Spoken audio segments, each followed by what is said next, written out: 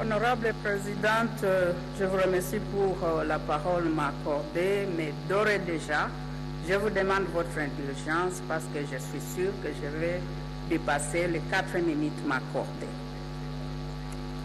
Honorable Présidente, honorable membres du bureau, honorables députés et chers collègues, comme les honorables députés qui m'ont précédé, je saisis cette occasion pour vous féliciter et vous encourager, Monsieur le Premier ministre, dans vos lourdes tâches et responsabilités qui vous sont confiées.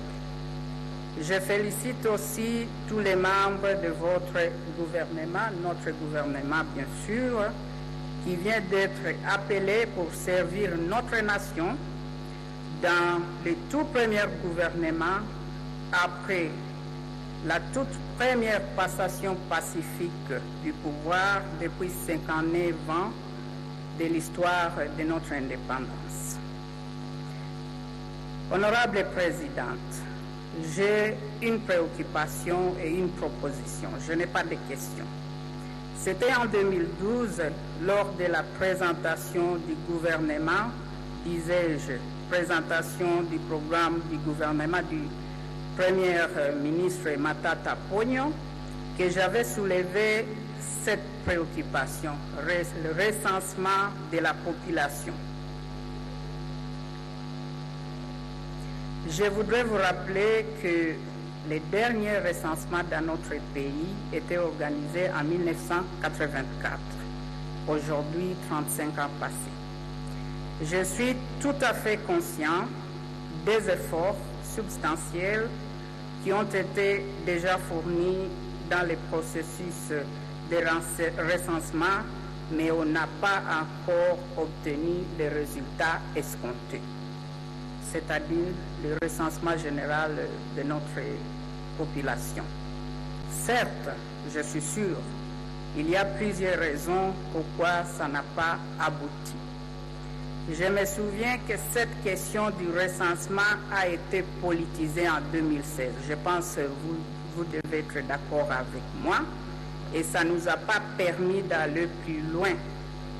Mais cette question nous rattrape aujourd'hui car le Premier ministre nous a dit dans son introduction que tous les gouvernements qui se sont succédés ont porté chacun l'ambition de créer les conditions d'une dynamique de développement économique et social, mais que tous se sont butés à des contraintes de tout ordre qui n'ont pas permis de décollage effectif.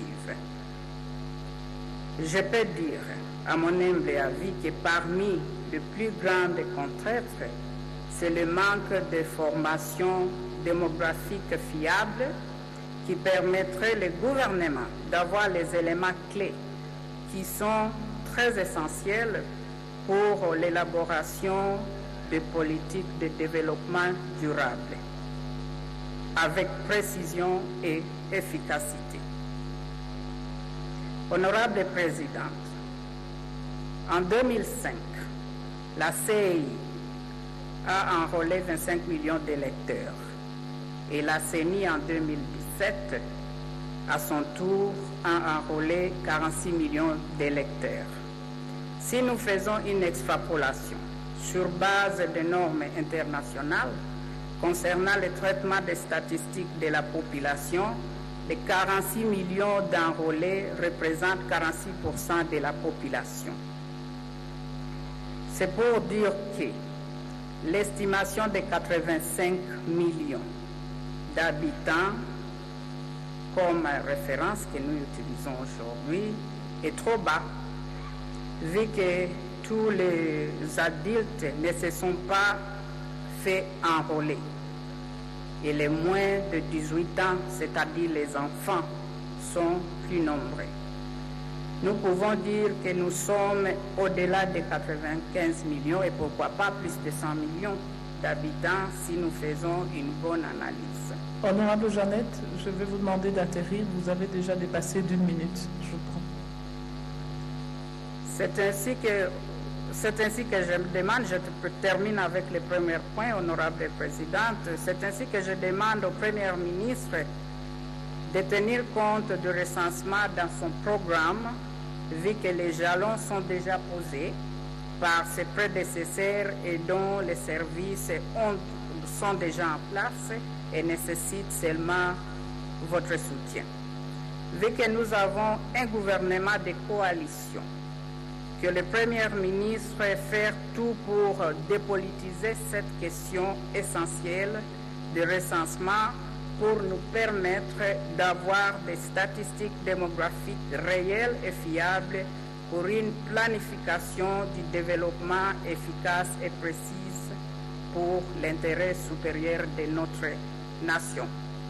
Madame la Présidente, vous me permettrez de terminer avec mon dernier point? Accordé. Merci. Solidarité féminine. Pour une fois, on n'est pas nombreuses. Honorable Présidente, merci Honorable Présidente. Je suis tout à fait d'accord et je soutiens cette nécessité exprimée par Monsieur le Premier ministre de promouvoir la réconciliation, la cohésion et l'unité nationale. À mon humble avis,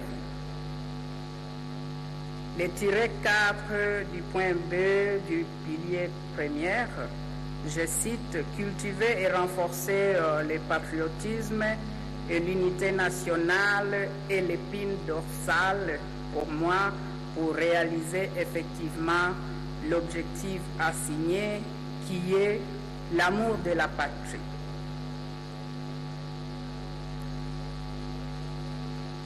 Monsieur le Premier ministre, vous avez exprimé cette volonté par votre credo de redressement national à partir de la base. Et permettez-moi d'ajouter, nous devons commencer par les jeunes ou par la jeunesse.